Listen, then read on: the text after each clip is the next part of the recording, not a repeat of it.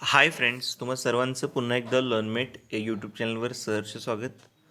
आज आपण पुनर्रचित जो सेतू अभ्यास आहे 2022-23चा, त्यातील इयत्ता 10वी विषय गणित, सेमी, इंग्रजी आणि मराठी या तिन्ही माध्यमांसाठी जो दिवस दुसरा आहे तो आपण आता पाहणार आहोत. तर बघा, स्टार्ट करूया. दुसऱ्या दिवसासाठी जे घटक आणि उपघटक आहेत, म्हणजे टॉपिक आणि सब टॉपिक आहेत, त्याच्यामध्ये बिंदू बिंदू म्हणजे पॉईंट, त्याचबरोबर लाईन म्हणजे रेषा, प्लेन म्हणजे प्रतल, त्यानंतर कोऑर्डिनेट्स ऑफ पॉईंट म्हणजेच बिंदूंचे निर्देशक, त्यानंतर डिस्टन्स म्हणजे बिंदूंतील अंतर, आणि बिटवीननेस म्हणजे दोन बिंदूंमधील दरम्यानता, हे आपण पाहणार आहोत. तर एक्झरसाइजमध्ये एकूण 7 उपप्रश्न विचारलेत. पहिल्या प्रश्नामध्ये सेमी आणि इंग्रजी माध्यमात सुद्धा हेच प्रश्न आहेत. तर बघा, पहिला प्रश्न आहे, कोणत्याही दिलेल्या एका बिंदूतून किती रेषा जाऊ शकतात. तर बघा, बिंदू म्हणजे काय, तर एक पॉईंट म्हणतो आपण, ज्याला लांबी, रुंदी, उंची असं काही नाही आहे, फक्त एक पॉईंट. तर मी इथं पॉईंट काढलेलं आहे बघा. तर या पॉईंटमधून किती रेषा जाऊ शकतात, म्हणजे समजा हे बघा, एक रेष, दोन रेष, अशा अनंत रेषा आपल्याला काढता येतील.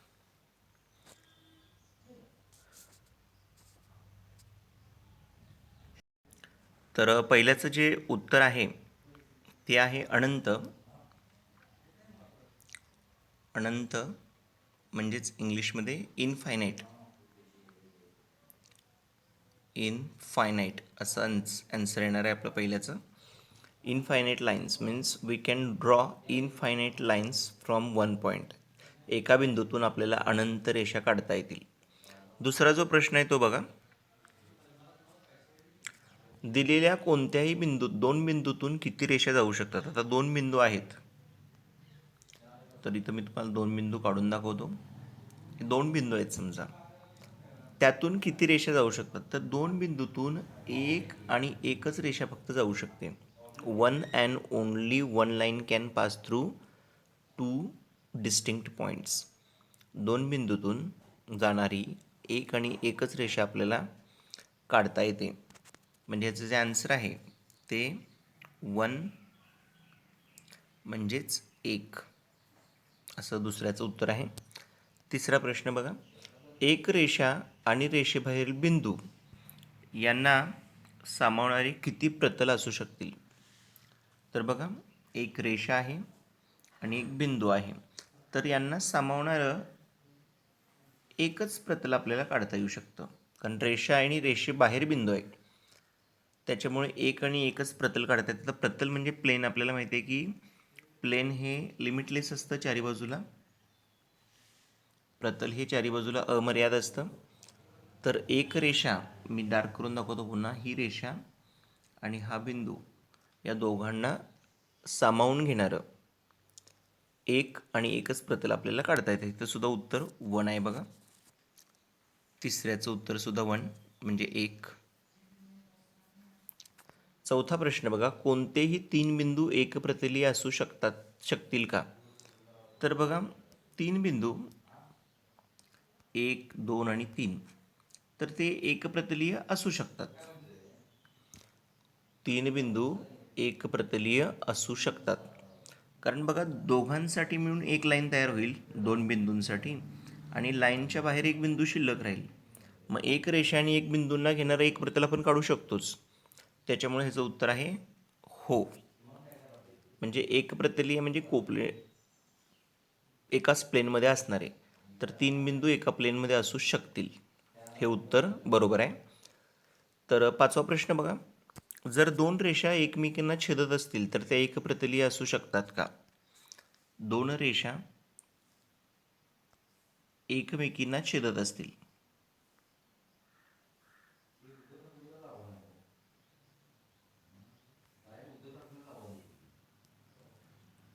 दोन रेषा काढतोय बघा, एकमेकींना छेदत आहेत, तर त्या एकप्रतलीय असू शकतात का. हो, त्या एकप्रतलीय असू शकतात. एकाच प्रतलात त्या दोन्ही छेदणाऱ्या रेषा असू शकतात, एका प्रतलात मावू शकतात. पुढचा प्रश्न बघा, सहावा, एक प्रतल आणि एक रेषा यांचा छेदसंच काय आहे. तर आपण एक प्रतल काढूया बघा. एक प्रतल काढले आणि एक रेष त्यातून पाठवूया. बघा, या प्रतलातून एक रेष गेलेली आहे, तर ही एका बिंदूतून जाणार, त्या प्रतलात एका बिंदूतून जाणार. त्यामुळे एक प्रतल आणि एक रेषा यांचा छेदसंच असणार आहे पॉईंट, म्हणजे बिंदू. बिंदू हा त्यांचा छेदसंच, बिंदू.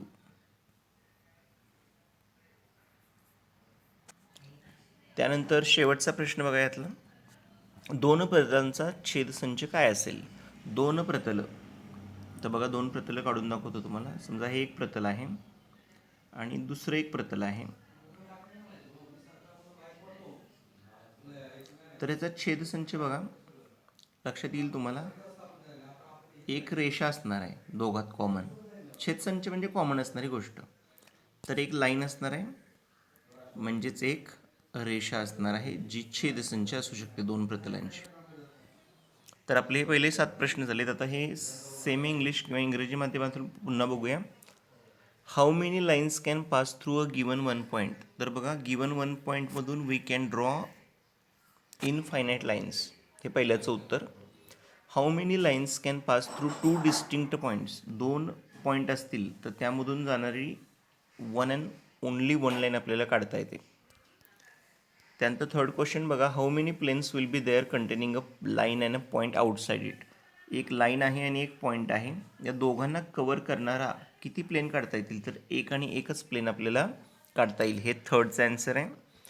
फोर्थ बघा, is it possible that 3 points are को प्लेनर?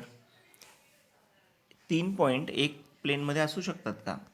तर येस, इट इज पॉसिबल.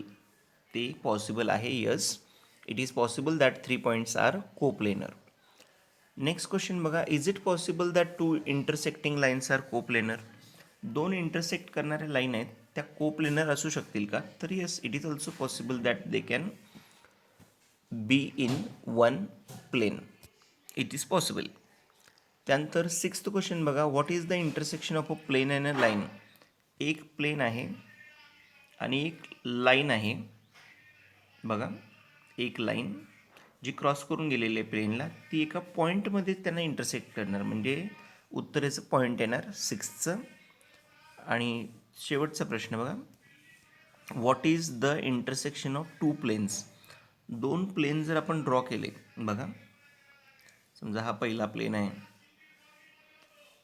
त्यानंतर हा दुसरा प्लेन आहे, तर दोन प्लेन ज्यावेळी इंटरसेक्ट करतात त्यावेळी ते एक लाईनमध्ये इंटरसेक्ट होतात. बघा, एकच लाईन त्यांच्यामध्ये कॉमन असते, म्हणजे 7व्याचं उत्तर आहे लाईन.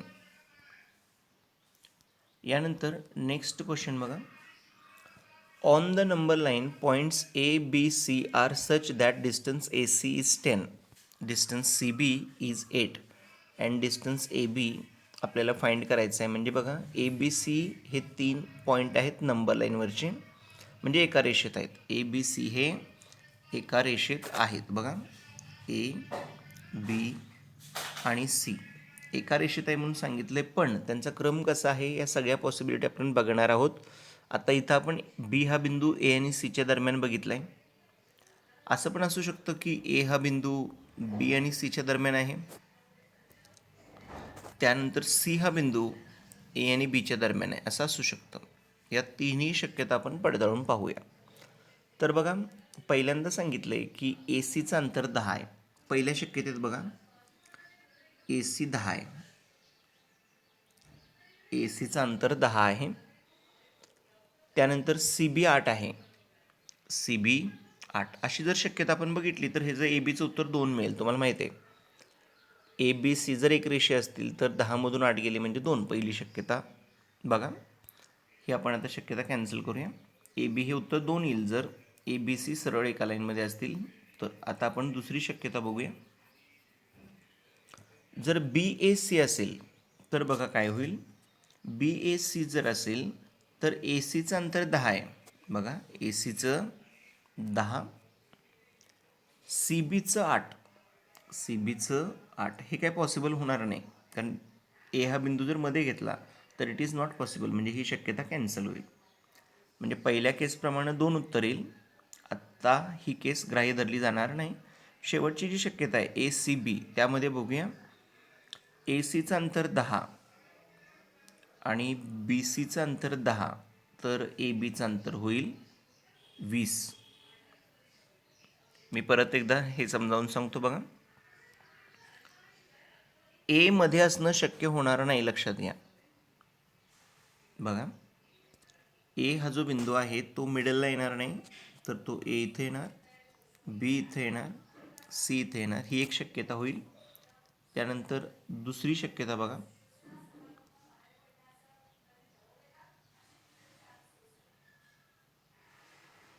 B,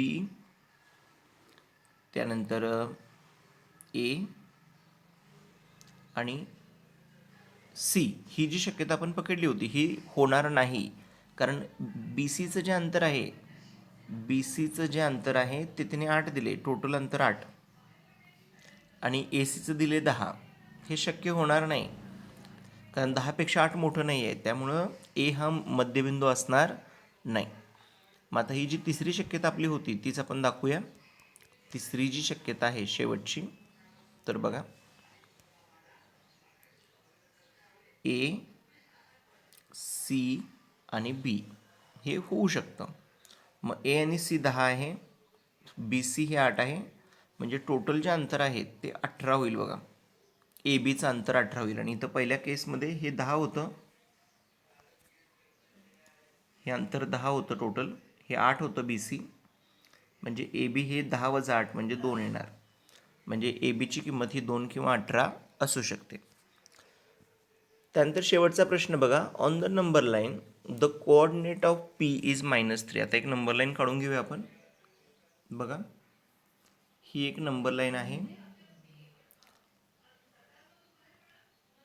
बघा, P हा जो बिंदू आहे, P, त्याचे निर्देशक आहेत -3. लक्ष देऊन बघा, Pचे निर्देशक -3 आहे. Then find the coordinate of the point which is at a distance of 5 units from P. 5 अंतर असणारा दुसरा बिंदू आहे, त्याचे कोऑर्डिनेट आपल्याला शोधायचे. तर 5 अंतर आहे म्हणजे बघा, इथं 0पर्यंत 3 अंतर झालं, तुम्हाला माहिती आहे. -3 म्हणजे 3 अंतर असणार आहे. इथून पुढे 2 अंतर उजवीकडे गेलो आपण, तर आपल्याला 5 अंतर असणारा बिंदू मिळाला. तो मिळाला 2, कोऑर्डिनेट त्याचे 2 आहेत, समजा तो Q आहे. पण जसं आपण उजवीकडे गेलो तसं आपण डावीकडे सुद्धा जाऊ शकतो. 5 घरं, 1 2 3 4 5, तर तिथं -8 येणार 5 घरं डावीकडे गेल्यावर. तर इथं R असेल, म्हणजे त्या बिंदूचे निर्देशक 2 असू शकतात किंवा -8. तर हाच प्रश्न मराठीमध्ये सुद्धा आहे, सेम आहे. मी तुम्हाला सांगितल्या पद्धतीप्रमाणे A हा बिंदू कधीही इथं मध्यभागी येऊ शकणार नाही. A हा नेहमी डावीकडेच राहील दोन्ही शक्यतेमध्ये. फक्त B आणि C जे आहेत त्यांचा क्रम बदलू शकतो. B आणि C असं होऊ शकतं, C येऊ शकतो मध्ये आणि B सुद्धा तिकडे जाऊ शकतो, हे शक्य आहे. तर बघा, ज्यावेळी पहिली शक्यता आहे त्यावेळी AC हा 10 आहे आणि BC हा 8 आहे, म्हणजे AB हे अंतर किती असणार 2, कारण टोटल 10 व्हायला लागले. त्यानंतर खालच्या शक्यतेप्रमाणे जर पकडलं तर AC 10 आहे, BC 8 आहे, तर 10 आणि 8 मिळून AB किती होणार आहे 18. म्हणजे एकदा उत्तर 18 होऊ शकतं आणि एकदा उत्तर 2 होऊ शकतं. आणि शेवटचा जो प्रश्न आहे त्याच्यामध्ये संख्यारेषेचा आधार घेऊन सांगायचं आहे आपल्याला. तर बघा, संख्यारेषे मी आता परत एकदा व्यवस्थित काढून दाखवतो तुम्हाला. बघा, संख्यारेषा असते तुम्हाला माहिती आहे, 0 1 2 3, म्हणजे 1 2 3 पॉझिटिव्ह असणार आहे तिकडे इंटिजर्स, आणि इकडे -1 -2 -3 या पद्धतीनं.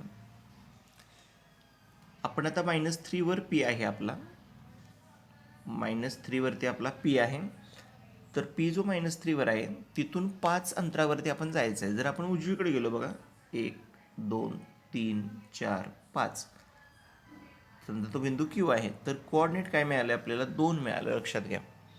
आणि तेच जर आपण डावीकडे गेलो, -3 पासून डावीकडे, -4 -5 -6 -7 -8, तर -8 हा सुद्धा आपला बिंदू असू शकतो. म्हणजे -8 किंवा 2 हे निर्देशक असू शकतात. आपण -8ला R मानूया, म्हणजे Q याचे निर्देशक 2 असू शकतात आणि Rचे -8. ठीक आहे, धन्यवाद. आपला आजचा व्हिडिओ इथे थांबूया. उद्या दिवस तिसरा घेऊन पुन्हा येऊ. धन्यवाद.